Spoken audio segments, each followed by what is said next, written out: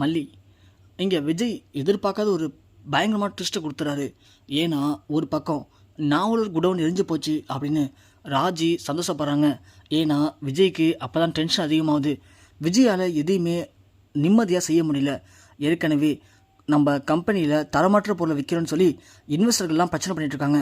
நான் வேற குடிச்சிட்டு அவங்கள்ட்ட தப்பாக பேசிட்டேன். இது ஒரு பிரச்சனை போயிட்டுருக்கு. இந்த நேரத்தில் நாவலூர் குடோன் எரிஞ்சு போச்சு. அப்படி நமக்கு என்னதான் ஆச்சு? ஏன் இப்படி நமக்கு நடக்குது எல்லாமே தப்பாக நடக்குது அப்படின்னு விஜய் ஒரு பக்கம் யோசிச்சுட்டு இருக்காரு. இன்னொரு பக்கம் இன்வெஸ்டர்கள்லாம் வீட்டுக்கு வராங்க. இன்வெஸ்டர்கள் வீட்டு வந்த உடனே விஜய்க்கு ஒன்றுமே புரியல. சார் வாங்க சார், எல்லாம் உட்காருங்க. என்ன இது நீங்களாம் இங்கே வந்திருக்கீங்க? இது முக்கியமான விஷயமா அப்படின்னு பேச, இங்கே பாருங்க சார், நான் உங்கள்கிட்ட பேச தான் வந்திருக்கோம். எங்களுக்கு ஒரு முடிவு தெரிஞ்சு ஆகணும். சார் என்ன முடிவு சார்? அதை நம்ம ஆஃபீஸ்லேயே பேசிக்கலாமே. வீடு வரைக்கும் வந்திருக்கீங்க. எங்கே சார், நீங்கள் ஆஃபீஸ்லேயே குடிச்சு தான் இருக்கீங்க. அதான் வீட்லேயாச்சும் தெளிவாக இருக்கீங்களா? இல்லை இங்கேயும் குடிச்சிருந்தீங்கன்னா அட்லீஸ்ட் உங்கள் வீட்டில் இருக்கவங்கள்ட்ட சொல்லிட்டு போகலாம்ல. அதுக்காக தான் இங்கே வந்தோம். ஐயோ சார், அன்றைக்கி நடந்தது ஏதோ ஒரு விபத்து சார். அது எனக்கே தெரியாமல் யாரும் எனக்கு அப்படி பண்ணிட்டாங்க. நீங்கள் தப்பாக நினச்சிருந்தீங்க சார். பரவாயில்ல விஜய் சார், நீங்கள் எங்களை தப்பாக நினைக்கிற அளவுக்கு நிறையா பண்ணிட்டீங்க. அன்றைக்கி போதையில் நீங்கள் என்னெல்லாம் பண்ணீங்க அப்படின்னு போயிட்டு உங்கள் மேனேஜர்கிட்ட கேளுங்க. அவர் சொல்லுவார். நீங்கள் பண்ண விஷயம் எல்லாமே எங்களுக்கு உங்கள் கூட இதுக்கப்புறம் உங்கள் கம்பெனியில் இன்வெஸ்ட் பண்ணுறதுக்கு பிடிக்கல சார். நாங்கள் இனிமேல் உங்கள் கம்பெனி விட்டு வேலைக்கான முடிவு பண்ணிட்டோம். அதை உங்களை நேரில் பார்த்து சொல்லிட்டு போக தான் வந்தோம். சார் இங்கே பாருங்க சார், அன்றைக்கி பேப்பரில் வந்த விஷயம், அதுக்கப்புறம் நான் நடந்துக்கிட்டது எல்லாமே ஒரு சின்ன விபத்து தான் சார். யாரோ என்னை பழி வாங்கணுன்னு இப்படிலாம் பண்ணுறாங்க. தயவு செஞ்சு சொல்கிறேன், நீங்கள் இந்த கம்பெனி விட்டு போயிடாதீங்க சார். ப்ளீஸ் சார், எனக்கு ஒரு வாய்ப்பு கொடுத்து பாருங்கள். கண்டிப்பாக நம்ம பழைய மாதிரி நல்ல ஒரு லாபம் சம்பாதிக்கலாம். ஏன்னா நம்புங்க சார். இல்லை விஜய், இதுக்கு மேலே உங்களை நம்ப முடியாது. உடனே ராஜேஸ்வரி, இங்கே பாருங்க சார், என் தம்பி நல்லவன். இவ்வளோ வருஷமாக கம்பெனியை நல்லபடியாக நடத்தியிருக்கான். ஆனால் இந்த டைம் ஏதோ சின்ன பிரச்சனை, அதனால நடந்ததெல்லாம் தப்பாக போச்சு. அதுக்காக நீங்கள் விஜயை தப்பாக நிற்கிறது எப்படி சார்? நான் சொல்கிறது கேளுங்க சார். இந்த ஒரு முறை அவனுக்கு வாய்ப்பு கொடுத்து பாருங்கள். கண்டிப்பாக பிரச்சனை சரியாயிடும். இங்கே பாருங்கள் மேடம், இதுக்கு மேலே இவரால் எங்களை சரி பண்ண முடியாது. இவர் இனிமேல் எம்டியாக இருந்தால் கண்டிப்பாக நாங்கள் இன்வெஸ்ட் பண்ண மாட்டோம். அவருக்கு பதில் வேறு யாராவது எம்டியாக இருங்க, நாங்கள் இன்வெஸ்ட் பண்ணுறோம். கொஞ்ச நாள் வரைக்கும் போகட்டும். அப்புறம் இவரால் எந்த பிரச்சனையும் இல்லைனா அதுக்கப்புறம் நீங்கள் சொல்ல நாங்கள் கேட்குறோம். ஆனால் இதுக்கு மேலே இவர் எம்டியாக இருக்க வரைக்கும் எங்களால் இந்த கம்பெனிக்கு இன்வெஸ்ட் பண்ண முடியாது அப்படின்னு சொல்லிட்டு அவங்க கிளம்பிடுறாங்க. விஜய் ஒன்று யோசிக்கிறாரு. சார் ஒன்று சொல்லுங்க, நான் அந்த கம்பெனிக்கு எம்டியாக இருக்கக்கூடாது அப்படி தானே? ஆமாம் விஜய், நீங்கள் இருக்கக்கூடாது. உங்கள் அக்கா இருக்கட்டும், நாங்கள் வேணாம் இன்வெஸ்ட் பண்ணுறோம். அக்கா வேணாம், என் மனைவி மல்லி இருப்பா அதுக்கப்புறம் அப்படின்னு விஜய் சொல்ல, இன்வெஸ்ட்களும் ஓகே சார், எங்களுக்கு அதை பற்றி பிரச்சனை இல்லை. ஆனால் நீங்கள் எம்டியாக இருக்கக்கூடாது, அவ்வளோதான். ஏன்னா உங்கள் மேலே இந்த மரியாதை நம்பிக்கைலாம் போயிடுச்சு. இதுக்கு மேலே இவங்க இருந்தால் கண்டிப்பாக நாங்கள் இன்வெஸ்ட் பண்ணுறோம் அப்படின்னு சொல்லிட்டு அவங்களும் போயிடுறாங்க. இங்கே ராஜுக்கு சரியான அசிங்கமாக போகுது. ஏன்னா விஜய் வேறு வழியே இல்லாமல் அவனாவே எங்கள் அக்கா தான் இதுக்கப்புறம் இந்த கம்பெனியை பார்த்துப்பாங்கன்னு அவன் வாயால் சொல்லுவான் அப்படின்னு ராஜி காத்துட்டு இருந்தாங்க. ஆனால் விஜய் டக்குன்னு யாருமே எதிர்பார்க்காத ட்விஸ்ட்டாக மல்லி பார்த்துப்பான்னு சொன்னவொடனே இங்கே ராஜிக்கு சம அசிங்கமாக போயிடுது. ராஜி வந்து விஜய்கிட்ட பேசுகிறாங்க. விஜய், நீ யோசிச்சு தான் முடிவு பண்ணியிருக்கியா? ஏற்கனவே இன்வெஸ்டர்கள்லாம் நம்ம கம்பெனியை விட்டு போகிறதா முடிவு பண்ணிட்டாங்க. இந்த நேரத்தில் போயிட்டு நீ மல்லியை எம்டியாக அப்பாயின்ட் பண்ணுறது எனக்கு என்னமோ சரியான முடிவாக இருக்கான்னு தோணுது. மல்லியால் என்ன பண்ண முடியும்? அக்கா, மல்லி மட்டும் பார்க்க போகிறது இல்லைக்கா. மல்லிக்கு இதுக்கு முன்னாடி சின்ன சின்ன அனுபவம் இருக்குது. நானும் கூட இருக்கல, கண்டிப்பாக மல்லியால் சமாளிக்க முடியும்க்கா, எனக்கு நம்பிக்கை இருக்குது அப்படின்னு விஜய் கிளம்பிடுறான். இங்கே ராஜுக்கு செம ஆத்திரமாக இருக்குது. என்ன பண்ணுறது இப்போது? நாம் எவ்வளவோ தெளிவாக பிளான் பண்ணி பயங்கரமான ஒரு விஷயத்த பண்ணால் லாஸ்ட்டில் எல்லாமே இப்படி சொதப்பலாக போயிடுச்சு. ஐயோ, என்ன பண்ண போகிறோம் இப்போது அப்படின்னு ராஜி பயங்கர டென்ஷனாக இருக்காங்க. விஜய் கிளம்பி ஆஃபீஸ் போகணும்னு சொல்லி கிளம்பிடுறாரு. மல்லி யோசிக்கிறாங்க, விஜய்க்கு என்னாச்சு? நேற்று நியூஸ் பேப்பரில் அப்படி செய்தி வந்துச்சு. அதுக்கப்புறமா விஜய் குடிச்சிட்டு வந்தார். இன்றைக்கி குடோன் எரிஞ்சு போச்சு. இன்வெஸ்டர்லாம் வீட்டுக்கு வராங்க. நடக்குது எல்லாமே அதுவாக நடக்குதா இல்லை யாரும் திட்டம் போட்டு செய்கிறாங்களா?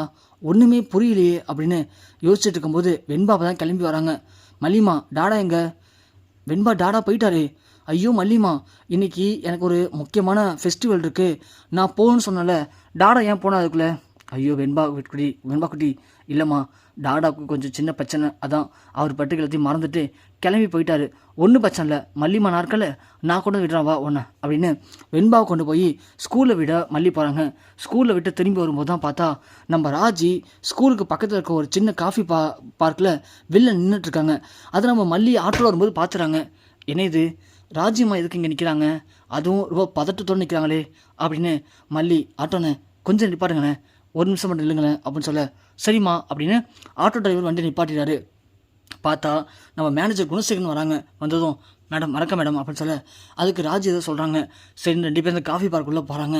அதை பார்த்த உடனே மல்லிக்கு ஒன்றுமே புரியல. என்ன இது மேனேஜர் குணசேகரன் இப்போ இதுக்கு இவங்கள பார்க்க இங்கே வந்திருக்காரு, அதுவும் ஆஃபீஸ் டைமில் ஆஃபீஸில் இல்லாமல் என்னவா இருக்கும் அப்படின்னு மல்லி பின்னாடியே போகிறாங்க. போனால் ராஜி அப்புறம் அந்த குணசேகரன் 2 பேரும் ஒரு காஃபி ஷாப்பில் பக்கத்தில் உட்காந்து பேசிகிட்டு இருக்காங்க. மல்லி பொறுமையாக அவங்களுக்கு பக்கத்து டேபிளில் போய் உட்காடுறாங்க. உட்காந்து அவங்க 2 பேரும் என்ன பேசுகிறாங்க அப்படின்னு காதில் வாங்குறாங்க. அதில் ராஜி சொல்கிறாங்க, இங்கே பாருங்க குணசேகரன், நம்ம போட்ட திட்டம் எல்லாமே பக்காவாக போச்சு. ஆனால் கடைசி நேரத்தில் அந்த விஜய் லூஸு மாதிரி முட்டாள்தனமான காரியத்தை பண்ணிட்டான். அந்த பதவி பொறுப்பு எல்லாமே எனக்கு வரும்னு நினச்சேன். ஆனால் அது எல்லாமே அப்படியே மல்லிக்கு போயிடுச்சு. என்னால் அதை பொறுத்துக்கவே முடியாது. எனக்கு இது என்ன நடக்கும்னு தெரியாது. நான் போட்ட திட்டப்படி விஜய் எல்லா பிஸ்னஸும் என் பேருக்கு மாறணும், அது என்கிட்ட வரணும். அவனாகவே வந்து இதெல்லாம் நீங்கள் தான் இனிமேல் பார்த்துக்கணும் அக்கா அப்படின்னு சொல்லணும். அப்படி தான் நம்ம திட்டம் போட்டோம். ஆமாம் மேடம், அதுதானே மேடம் நீங்கள் சொன்னதை நான் பண்ணினேன். ஏன் மேடம் பேப்பரில் தப்பான செய்தி போட சொன்னீங்க, போட்டேன். விஜய் சார் குடிக்கிற காஃபியில் ஆல்கஹால் கலக்க சொன்னீங்க, போதை மாத்திரையை கலந்து விட்டேன். நாவல் குடோனை கொளுத்தி விட சொன்னீங்க, அதையும் கொளுத்தி விட்டேன். இப்படி நீங்கள் சொன்ன மாதிரி எல்லாமே நான் கரெக்டாக பண்ணிட்டேன். இன்வெஸ்டர்களுக்கு ஐடியா கொடுத்து இந்த பொறுப்புலேருந்து விஜய் விலகணும்னு சொன்னீங்க, அதையும் செய்ய சொன்னேன். இப்படி என்னை பொறுத்த வரைக்கும் நீங்கள் சொன்ன எல்லாத்தையுமே செஞ்சுட்டேன் மேடம். என் பக்கம் எந்த பட்சமும் இல்லை. இதுக்கு மேலே நீங்கள் தான் மேடம் பார்க்கணும். ஐயோ குணசேகரன், நான் சொன்ன எல்லாத்தையும் நீங்கள் செஞ்சிட்டீங்க, நான் இல்லைன்னு சொல்லலை. ஆனால் கடைசி நேரத்தில் விஜய் டக்குன்னு இப்படி ஒரு முட்டாள்தனமான முடிவெடுப்பான்னு எனக்கு எப்படி தெரியும்? எனக்கு இப்போ என்ன பண்ணுன்னு தெரியல அப்படின்னு சொல்லி ராஜி பயங்கர டென்ஷன் ஆகுறாங்க. குணசேகரனே, மேடம் நீங்கள் ரொம்ப தெளிவாக யோசிக்கிறீங்க, நல்லா புத்திசாலி நீங்கள். அப்படி இருக்கும்போது நீங்கள் போய் இப்படி டென்ஷன் ஆகி ஏன் மேடம் பதட்டப்படுறீங்க? ஒன்றும் இல்லை. இப்போ என்ன, மல்லி மேடம் அந்த வீட்டில் இருக்காங்க, அதனால் அந்த பொறுப்பு மல்லி மேடத்துக்கு போயிடுச்சு. உங்களுக்கு வரல, அவ்வளோதானே, ஒன்றும் பிரச்சனை இல்லை. மல்லி மேடம் எம்டி ஆகட்டும், அவங்க வந்த உடனே இப்போ எப்படி விஜய்க்கு பண்ணமோ அதே மாதிரி அவங்களுக்கும் சில குறைச்சல் கொடுப்போம். கண்டிப்பாக அவங்களே தாங்கிக்க முடியாமல் இந்த இடத்த விட்டு ஓடிடுவாங்க. அப்புறம் விஜய் சார் என்ன பண்ணுவார்? இதுக்கு மேலே உங்களை விட்டால் ஆளே இல்லைக்கா, நீங்களே பாருங்கக்கான்னு சொல்லி அவங்களே உங்கள்கிட்ட கொடுத்துருவாங்க. அதுக்கு என்ன, இன்னும் ஒரு 1 or 2 month ஆகும், அவ்வளோதானே மேடம். லேட்டாக வந்தாலும் லேட்டஸ்ட்டாக நீங்கள் ஆசைப்படுறதுலாம் கிடச்சிருமே மேடம். யோ குணசேகரா, இங்கே பாரு, வாயில் எதனா வந்துடும் அசிங்கமாக. எனக்கு அந்த மல்லியால் முடியலன்னு சொல்லி அப்படி தூக்கி போகிற பொருள் எனக்கு தேவையில்லை. நான் எது நினைக்கணும் அது நினைக்கும் போது எனக்கு கிடைக்கணும். அவங்க தூக்கி போட்டு எனக்கு வரக்கூடாது. எனக்கு இப்போ வந்து கம்பெனி பொறுப்புலாம் வரணும். அதுக்கு என்ன பண்ணலாம்? அதுக்கு என்ன பண்ணுறது? ஒன்று மல்லியை வீட்டை விட்டு அனுப்பணும், இல்லை இந்த உலகத்தை விட்டு அனுப்பணும். 2த்தில் ஒன்று பண்ணால் மட்டும்தான் இந்த பொறுப்புலாம் விஜய் சாருக்கு அப்புறம் உங்களுக்கு வரும் அப்படின்னு சொல்ல, மேனேஜர் நீங்கள் சொன்னது கரெக்டு தான். ஒன்று மல்லியை வீட்டை விட்டு அனுப்பணும், இல்லை உலகத்தை விட்டு அனுப்பணுமா? இந்த மல்லியை வீட்டை விட்டு அனுப்புறதுக்கு நான் பல முறை ட்ரை பண்ணிட்டேன். ஆனால் மல்லியை வீட்டை விட்டு அனுப்ப முடியல. இந்த ஒரு முறை ட்ரை பண்ணி பார்க்கலாம். இல்லைனா நீங்கள் சொன்னீங்களே மல்லி உலகத்தை விட்டு அனுப்பிடலான்னு சொல்லி, அதுக்கான வழியை நீங்கள் ஏற்பாடு பண்ணுங்கள் அப்படின்னு சொல்லவும் இங்கே மல்லி செம ஷாக்காக வராங்க. அடி பாவி, கடைசியில் நீ என்னை கொல்றதுக்கு கூட துணிச்சிட்டியே, நீ இவ்வளோ பெரிய ஒரு மோசமாக இருப்பேன்னு நான் நினச்சோட பார்க்கலையே அப்படின்னு மல்லி நினைக்கிறாங்க. அது மட்டும் இல்லை, குணசேகரன் அப்புறம் ராஜி 2 பேர் பேசுனதையும் மல்லி அழகாக வீடியோவும் எடுத்திருக்காங்க. மல்லி அங்கேருந்து கிளம்புறாங்க. கிளம்பி நேராக ஆஃபீஸ் போகிறாங்க. ஆஃபீஸ் போயிட்டு விஜயை பார்க்குறாங்க. விஜய் அங்கே பயங்கர குழப்பத்தோடு இருக்கார். ஏன்னா நமக்கு நடக்கிறது எல்லாமே ரொம்ப தப்பாக இருக்குது, ஏன் இப்படி, எதனால் இப்படி ஆகுது அப்படின்னு விஜய் பயங்கரமாக யோசிச்சுட்ருக்காரு. மல்லி உள்ளே போயிட்டு, விஜய் நீங்கள் என்ன யோசிக்கிறீங்க அப்படின்னு நல்லா தெரியும் விஜய், ஆனால் நீங்கள் யோசிக்கிறதுக்கு காரணம் எல்லாமே ராஜு தான். என்ன மாதிரி சொல்கிற? ஆமாம் விஜய், இங்கே பாருங்கள் அப்படின்னு வீடியோவை போட்டு காட்டுறாங்க மல்லி. அதில் குணசேகரன் தான் என்னென்னலாம் பண்ணான் அப்படிங்கிறது எல்லாத்தையும் சொல்லியிருக்காரு. அதை கேட்டவொடனே விஜய் செம்ம ஆத்திரம் வருது. அப்போது எல்லாத்தையும் காரணம் அக்கா தானா? அக்கா தான் இந்த மேனேஜர் குணசேகரன்கிட்ட சொல்லி எல்லாத்தையும் பண்ணியிருக்காங்களா? அடி பாவி, உன்னை போய் நான் அக்கா நினச்சனே, ஆனால் நீ எனக்கு இவ்வளோ பெரிய வில்லியாக இருந்திருக்கால. உன்னை போய் நம்பினதுக்கு எனக்கு நல்லாவே நீ முட்டாள்தனம் பண்ணிட்ட.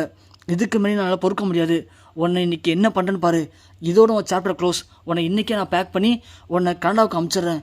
அப்போ தான் என் வாழ்க்கையில் இனிமேல் எந்த பிரச்சனையும் இல்லாமல் நிம்மதியாக இருக்க முடியும் அப்படின்னு விஜய் ரொம்ப கோபமாக கிளம்பி ராஜியை பார்க்க வீட்டுக்கும் போகிறாரு. வீட்டுக்கு விஜய் கோபமாக வரதை பார்த்த ரஞ்சிதா, மாமா மாமா என்னாச்சு மாமா, ஏன் கோபமாக வரீங்க?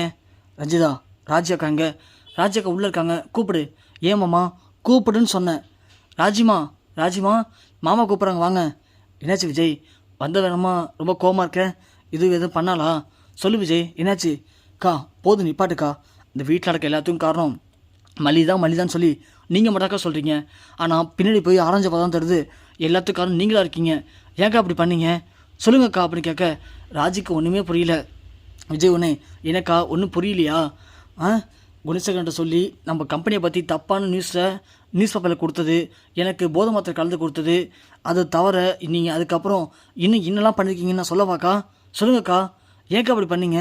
குடோனை எரித்து கொளுத்த அளவுக்கு வந்திருக்கீங்க. இந்த சொத்தை நீங்கள் அடையணும்னு ஆசைப்பட்டிருக்கீங்க.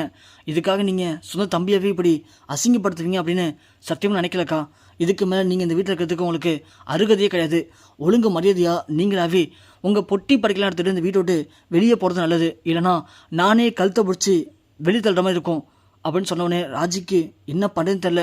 மல்லி மறுபடி இப்படி அசிங்கப்பட்டுட்டோமே அப்படின்னு ராஜி அப்படியே கூனி குறுகி தலை குனிஞ்சு போய் நிற்கிறாங்க.